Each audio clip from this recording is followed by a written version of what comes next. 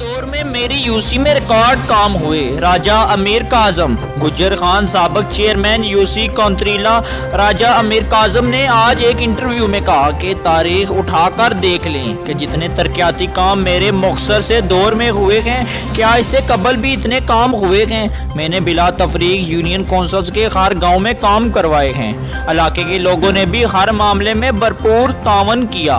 आइंदा इलेक्शन के बारे में एक सवाल के जवाब में उन्होंने एसपी न्यूज़ के रेजिडेंट एडिटर राजा तारक नजमी को बताया कि नून लीग और इसके कायदीन आवाम के दिलों में रहते हैं। इंशाल्लाह जिस लेवल के भी इलेक्शन हुए हम ही जीतेंगे।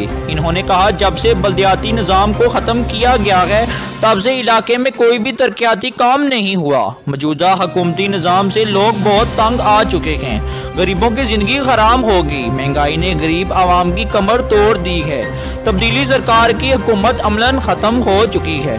सुसी report Raja Tarak Najmi, resident editor, SP news, Gujjar Khan.